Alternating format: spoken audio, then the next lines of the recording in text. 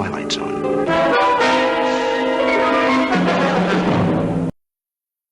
And now, Mr. Serling.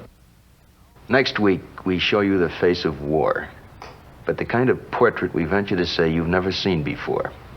Dick York and William Reynolds star in The Purple Testament, the story of a man who can forecast death. That's next week on The Twilight Zone, The Purple Testament. We hope you'll join us. Thank you and good night.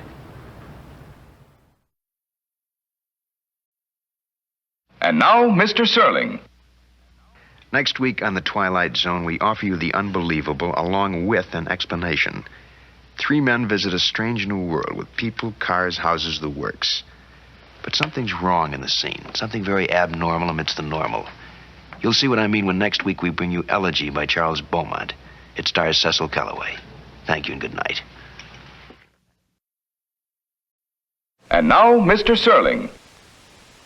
Next week, I try to settle an argument to the effect that I'm not at my best when writing scripts for women. Miss Vera Miles takes my side in a most unusual and unique story we call Mirror Image. I hope to see you next week, you in your living room, and Miss Vera Miles and the rest of us in the Twilight Zone.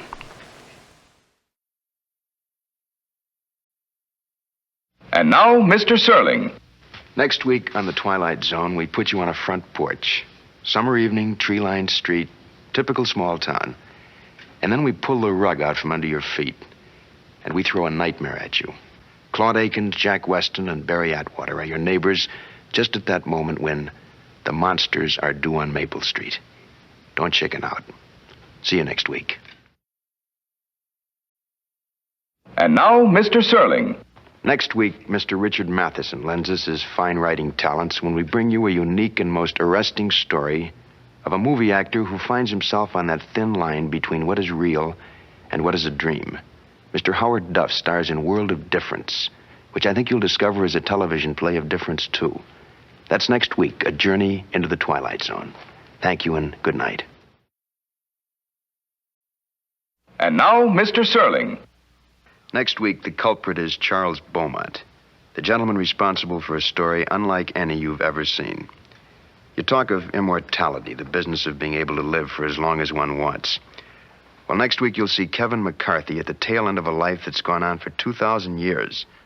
The play is called Long Live Walter Jameson on the Twilight Zone. And now, Mr. Serling. Next week, an excursion to Mars with Roddy McDowell and Paul Comey. 2 men trying to prove a point, a simple proposition that men are alike all over. And on Mars, they discover that this is just whistling in the dark. People are not alike, and next week on the Twilight Zone, you'll see why. I hope you'll be with us. Thank you, and good night.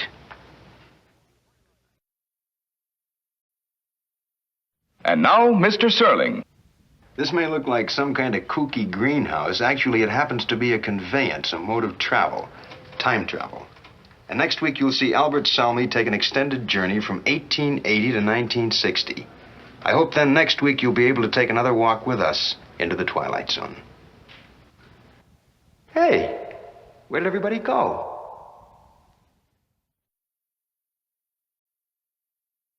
And now, Mr. Serling. The man who lives in this tenement is an aging fighter named Boley Jackson. Over the hill at age 36 from leaving too much of himself in too many arenas for too many years before too many screaming people. And next week, he looks for a miracle, and he finds it in a little boy. On the Twilight Zone next week, the big tall wish, something very, very special. I hope we'll see you then. And now, Mr. Serling. Greetings from the low rent district. Next week, we follow the fortunes and misfortunes of Mr. Larry Blyton, who plays the role of one Rocky Valentine, an itinerant second-story man who shot dead in an alley one night, then goes to his just rewards. This little item here being one of them. This one you can watch with a tongue in your cheek. It's called A Nice Place to Visit. Next week on The Twilight Zone. And now, Mr. Serling. Next week, you'll spend a few rather unforgettable hours in this living room watching Miss Janice Rule and Mr. Shepard Strudwick partake of a dramatic delicacy that is 1 part nursery rhyme, 1 part terror. This is designed for those of you who are getting too much sleep. Next week on The Twilight Zone, Nightmare as a Child. I hope we'll see you then. Thank you, and good night. And now, Mr. Serling. This old-fashioned railroad car is about as extinct as the dinosaur. But next week, it takes us to a little village that is not only a place, but a state of mind. It's the transportation to what we think is one of the most unique stories we've ever presented. Next week, Mr. James Daly stars in A Stop at Willoughby.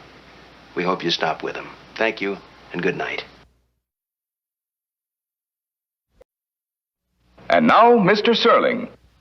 In this library, a certain professor sells things. Ointments, salves, powders, sovereign remedies, nectars, concoctions, decoctions, and potions, all guaranteed. Next week, he'll sell one to a lover boy so that he can slip an affectionate Mickey into the champagne of his lady love. It sets up a most bizarre and very unexpected chain of events. On the Twilight Zone next week, The Chaser. And now, Mr. Serling. Next week, you'll stand in this alley at the shoulder of Jack Klugman, who plays the role of a trumpet player who has run out of music and run out of dreams. Poignant is the best word for Mr. Klugman's performance. Next week on the Twilight Zone, A Passage for Trumpet. I think they're unusual notes indeed, and we hope you'll be listening to them. Thank you, and good night. And now, Mr. Serling. Next week, you'll meet the occupant of this desk, whose name is James B.W. Beavis. A warm and winning 20th century oddball about a mile and a half from the norm. He likes things like zither music, little kids, and stuff like this. Orson Bean stars next week on the Twilight Zone as Mr. Beavis, and Henry Jones plays his guardian angel. He's this kind of oddball. And now, Mr. Serling. Next week, you'll see our friends here, along with Anne Francis and Elizabeth Allen, in one of the strangest stories we've yet presented on the Twilight Zone. It's called The After Hours and concerns the shadowy time when normal people go back to their homes, and concurrently what happens to those who are perhaps not quite so normal, or perhaps not quite so human. Intriguing? I think you'll find it so next week on the Twilight Zone. And now, Mr. Serling. This locker and liniment emporium houses a Major League Baseball team known as the Hoboken Zephyrs, all of which by way of introduction to next week's show. A wild and woolly yarn about the great American pastime. It's called The Mighty Casey, and it's all about a left-hander who pitches like nothing human simply because he isn't.